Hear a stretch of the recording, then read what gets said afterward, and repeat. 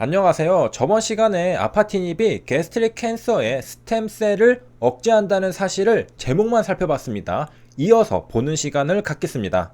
굉장히 흥미로운 시간이 되지 않을까 생각이 드는데요. 암 줄기세포를 억제하는 게 왜 중요하냐? 바로 암 줄기세포가 암 형성 능력을 가지고 있기 때문입니다. 암 치료를 했는데 다수의 암세포는 제거했습니다. 그런데 만약 소수의 암 줄기세포를 제거하지 못했다면 어떻게 될까요? 일단 암세포는 전부 제거했는데 괜찮지 않을까요? 그렇지 않습니다. 소수의 암 줄기세포가 남아있다면 빠른 속도로 투머 릴랩스 할 수 있다는 보고가 있습니다. 그러니까 궁극적인 원인이 되는 건 암 줄기세포라는 것이죠. 씨앗입니다. 그래서 이런 관점에서 생각해 본다면 암세포를 억제하는 것보다 암 줄기세포를 억제하는 것이 훨씬 중요하다는 걸 알 수 있습니다. 왜? 암세포를 억제해도 암 줄기세포가 조금이라도 남아있다면 그냥 곧장 빠르게 재발해버리기 때문입니다. 한마디로 치료가 안 된다는 뜻입니다. 그래서 암 줄기세포를 억제하는 건 중요한 겁니다. 그리고 이런 관점에서 역으로 추론해 본다면 치료 효과가 있는 항암제들은 암 줄기세포도 당연히 억제하는 작용기전을 가지고 있다고 생각할 수 있습니다. 특히 완전간해가 나오고 완치 사례가 나오는 항암제들은 암 줄기세포를 말끔히 제거했다는 뜻이죠.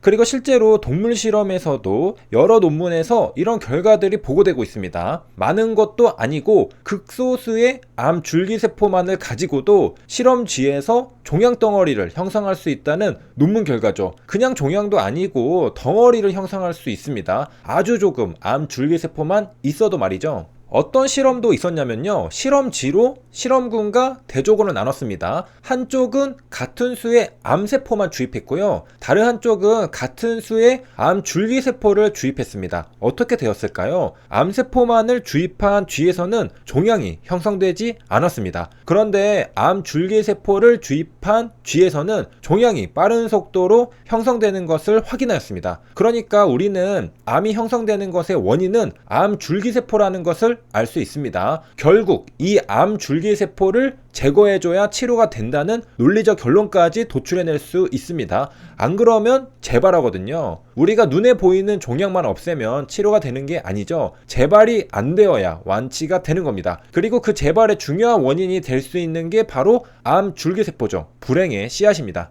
배경 지식은 이 정도로 하고 논문으로 돌아오겠습니다. 논문의 초반에는 왜 이 연구를 하는지 배경 설명을 해줍니다. However 다음 문장이 중요하죠.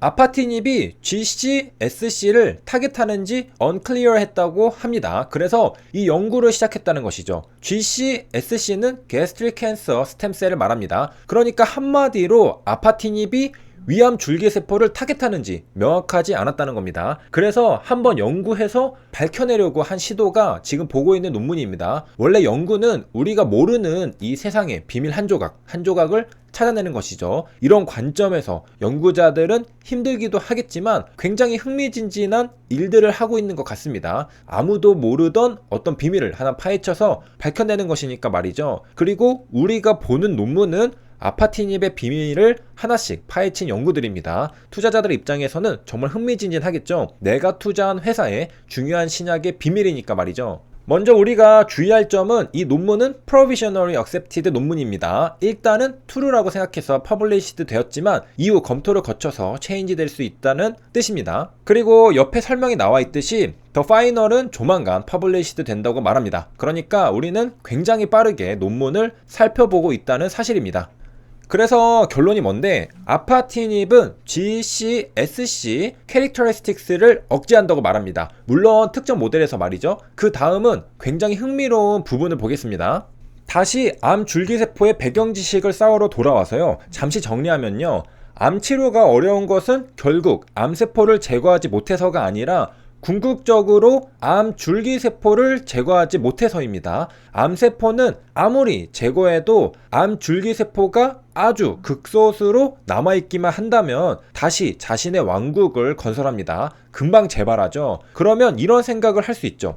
암 줄기세포 그거 타겟해서 그걸 없애는 약을 개발하면 되는 거 아닌가? 암 줄기세포를 집중적으로 제거하면 되는 거 아니냐? 그런데 그게 쉽지가 않은 겁니다. 그래서 암 치료가 어려운 것입니다. 왜 그럴까요?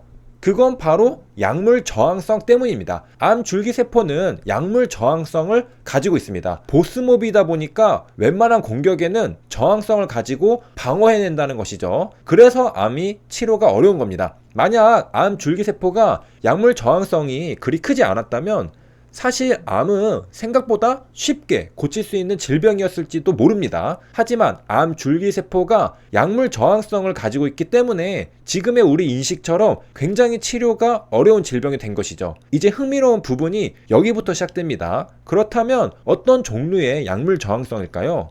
그건 바로 펌프입니다. ABC 트랜스포터라고 해서 우리가 저번에 공부한 적이 있습니다. 약물 다제내성의 원인이 되는 것이죠. 피당 단백질이 아마 기억나시는 분들이 계실 겁니다. 그리고 눈치 빠르신 분들은 설마 그래서 아파티닙이 암 줄기세포를 억제할 수 있게 된 거구나 무릎을 탁 칠 수도 있을 겁니다. 물론 논문에서 정확히 이것 때문이라고 말하지 않았기 때문에 그대로 사실이라고 믿으시면 안 됩니다. 그러나 여러 가지 사실들을 퍼즐처럼 끼워 맞춰 가면서 전체적인 그림을 이해해보는 것이죠. 그럼 무슨 말이냐? 찬찬히 보겠습니다. 암 줄기세포가 약물 저항성을 가지는 건 바로 ABC 트랜스포터 때문이었습니다. 항암제 같은 외부 물질이 세포 내로 흡수되면 ABC 트랜스포터의 발현이 증가합니다. 그러니까 약물을 뱉어내기 위한 방법이죠. 세포 안으로 들어온 약물을 퇴하고 뱉어냅니다. 펌프질을 해서 세포 밖으로 배출시키는 것이죠. 그래서 항암제가 아무리 효능이 있어도 암세포 안으로 들어가지 못하니까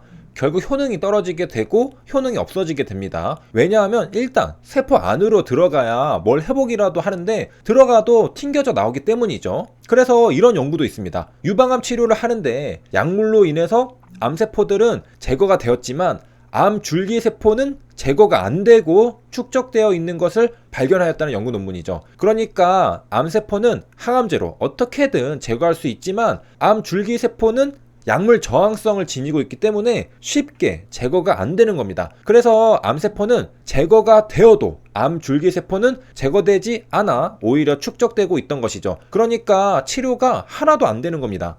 그리고 이제 슬슬 결론으로 진입해 보면요, 바로 리보세라닙이 피당 단백질을 억제합니다. 그래서 약물 내성을 극복하는 작용기전을 가지고 있습니다. 이게 무슨 말이냐? 퍼즐을 맞춰보겠습니다. 먼저 암 치료를 하려면 암세포를 제거하는 것도 중요하지만 궁극적인 재발의 원인이 되는 암 줄기세포를 제거하는 게 치료의 근본이라고 할 수 있습니다. 하지만 암 줄기세포는 약물 저항성을 가지고 있습니다. 세포 안으로 항암제를 집어넣어도 곧장 퇴하고 뱉어내죠. 그래서 효능을 보일 수가 없습니다. 당연히 암 줄기세포는 항암제의 영향에서 자유롭게 되니까 멀쩡히 살아있겠죠. 그런데 리보세라닙은 조금 다릅니다. 퇴하려는데 입을 딱 틀어막죠. 그러고서 귓속말로 살며시 말하죠. 삼켜. 암 줄기세포는 평소처럼 뱉으려고 하는데 뱉질 못하고 삼키게 됩니다. 그러면 약의 효능이 발현될 가능성이 굉장히 높아지게 되죠. 그러면 어떻게 되는 거냐? 암 줄기세포가 항암제의 효능에 의해서 제거될 수 있는 것이죠. 그리고 이게 무슨 말이냐면 암 줄기세포가 억제되고 치료가 될 수 있다는 겁니다. 그리고 우리가 오늘 본 논문은 바로 아파티닙이 게스트릭 캔서 스템셀을 억제한다는 논문이었습니다. 그러니까 아파티닙이 위암 줄기세포를 억제할 수 있었던 것은 암 줄기세포의 약물 저항성을 극복할 수 있는 작용기전을 가지고 있었기 때문이라고 퍼즐을 맞춰볼 수 있는 겁니다.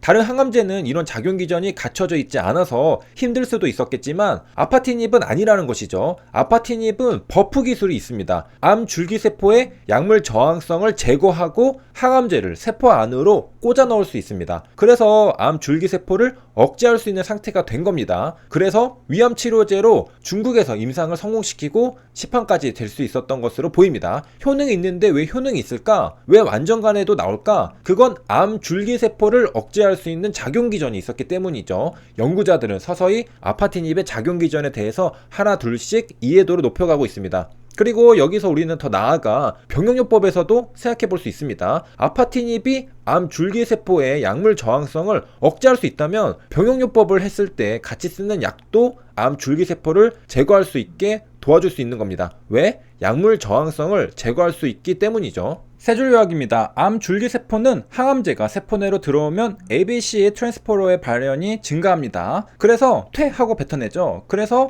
암 줄기세포는 약물 저항성을 가지고 있다는 겁니다. 아파티닙은 피당 단백질을 억제합니다. 여기까지 시청해주셔서 감사합니다.